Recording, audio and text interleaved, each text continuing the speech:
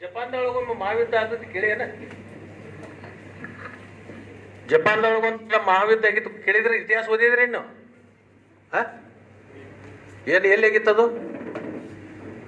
ಎಲ್ಲಿಗಿತ್ತ ಹೇಳ್ರಿ, ಎಲ್ಲಿಗಿತ್ತು?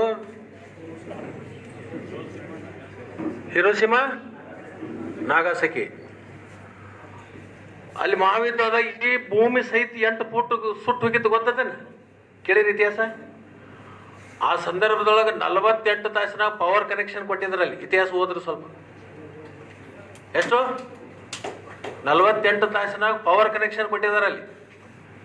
ಸ್ವಲ್ಪ ಇತಿಹಾಸ ಓದ್ಕೋರಿ. ನೀವು 2 ತಿಂಗಳು ಹೇಳಾಕತ್ತೇರಿ. ಯಾಕೆ ಸಾಮಾನ್ಯ ಮಟೀರಿಯಲ್ ಇಲ್ಲ? ಏನ್ ತಮ್ಮ ಹೆಸರೇನು? ಹೊರಳೆ. ಓ, ಮಹಾಪ್ರಭುಗಳು. ನಿನ್ನ ಮನುಷ್ಯ ಬಂದಂಗೆ ಅಲ್ಲಿ ಟೈಮಿಂಗ್ ಕೊಡೋಕ್ಕಾಗಲ್ಲ. ವಿದಿನ್ 15 ಡೇಸ್ದಾಗ ಅದು ಕಂಪ್ಲೀಟ್ ಮಾಡೋ ಕೆಲಸ ದಿಶಾವ್ರನ್ನ ಅವ್ರಿಗೆ ಆರ್ಡರ್ ಮಾಡ್ರು. ಏನು ನೀವು ಹೇಳಿದಾಗ ಕೊಡೋಕ್ಕಾಗಲ್ಲ. ಬಿಡ್ರಿ, ಯಾಕಂತ ಮಾಡ್ತೀನಿ. ಇದೇನು ಸಾರ್ವಜನಿಕ ಸಭೆನ? ವಿದಿನ್ 15 ಡೇಸ್ದಾಗ ಹೊರಳೆ ಅಂದ್ರೆ ಕೆಲಸ ಮುಗಿಸ್ಬೇಕು. ನೀವು ಹಿಂದಿಂದ ಜಡ್ ತೆಗೀರಿ ತಲೆಯಾಗಿಂದ. ನಿನಗೆ ಬೇಕಂದ್ರೆ ಬೆಂಗಳೂರದಿಂದ ಟೀಮ್ ಕಳಿಸ್ಕೊಡ್ತೀನಿ, ಮಟೀರಿಯಲ್ ಕಳಿಸ್ಕೊಡ್ತೀನಿ. ಕೆಲಸ ಮಾಡ್ಸಕ್ಕೆ ಏನಾಗ್ತದೆ? ಮತ್ತೆ 2 ತಿಂಗಳ ಜನ ಏನು ಮಾಡ್ಬೇಕು?